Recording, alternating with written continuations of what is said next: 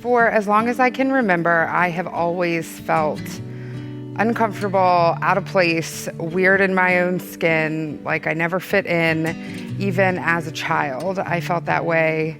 I just always had the need to have something fixed in me, constantly wanting to arrange and rearrange everything in my life in search of this, like, fix me, love me, save me. The first thing that I thought was wrong with me was my weight. I was obsessed with that. I wanted to fix that. If I could only fix that, then I would be happy. And I guess that was the ultimate thing that I was searching for, was happiness. If I could just date, if I could just be in love, if I could just have a specific job, if I could whatever, I could just be happy.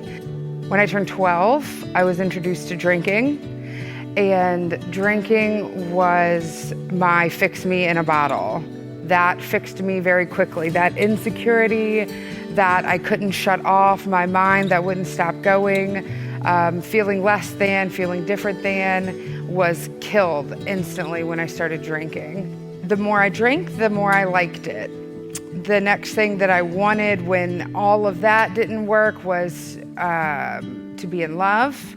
Once I was in love, when that wasn't enough, I wanted to be married. When that wasn't enough, I wanted to have a baby. All of those things weren't enough. None of that fixed it. None of that made me happy. I ended up divorced after 2 years of marriage, moved back home. Once I was back home, I decided that if I had gastric bypass and I was thin, then I would be happy. After I had gastric bypass, I was no longer able to really eat, and I could drink a lot.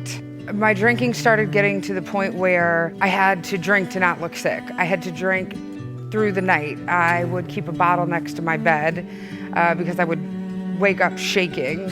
There came a point where I started going to jail, and none of the consequences behind my drinking were ever enough to make me stop. So I ravaged my life. I ended up losing my fancy job. As a mother, I lost my son, and I lost custody of my son. I got a DUI with him in the car. The guilt and shame that comes with being a mother and having an addiction is indescribable, and that just fuels that cycle. Once you lose everything, then all you have left is to drink. So I continued to drink. Finally, after I had been to jail enough times, I decided this was an issue, and I was gonna try to stop drinking. And I would try to stop drinking, and I could get to about 30 days sober, and then I'd drink. Every single time I would drink. Have enough white chips to start a casino. And it is so humiliating and so embarrassing, and it is the most frustrating, indescribable pain in the world to have your family and your friends and your coworkers say to you, "What is wrong with you? Why do you do this? Why can't you stop?" And to not know. I don't know. God started to talk to me in jail. A pastor in jail was preaching and said, when you walk through the valley of the shadow of death, you're supposed to walk through it, not pitch a tent and camp out there. So finally came to the morning where I had been out on a bender. I had been drunk for 4 days, and I started to withdraw, and I started to shake and sweat, and I knew that I had to drink to not be sick. And I tried to drink, but I threw up the liquor. My body was rejecting it. It could not take anymore. And I tried to drink it down, and I threw it back up. And I tried to drink it down, and I threw it back up. And I just couldn't hold it down anymore. And I just came to this point where I said, "God, please. God, please, I can't do this anymore. I can't do this anymore." It's not a combination of circumstances. It's no one else, it's me. I need you to save me. Abba, Father, save me. It's me that I need to be saved from. At that time, there was no light, there was no profound thing that happened.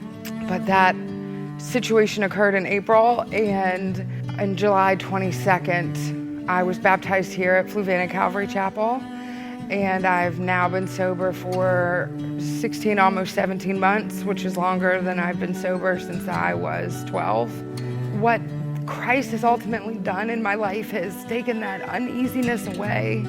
You know, I just wanted to die, and I never died, and I just wanted to die. When I was baptized, I needed Jesus. I needed what I could get from him. I needed to be cleaned. I needed to be saved.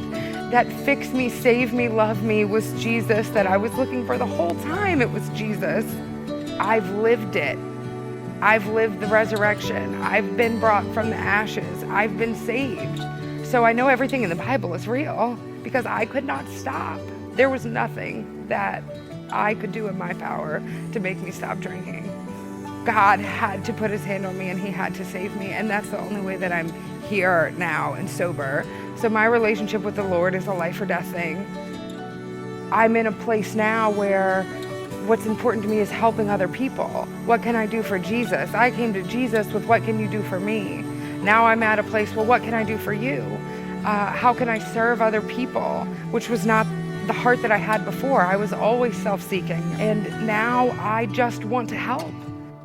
Ephesians 4:28, let him who stole steal no longer, but rather let him labor, working with his hands what is good, that he may have something to give him who has need. And that's like, God put that on my heart. That is literally my purpose for the rest of my life, is to help who has need.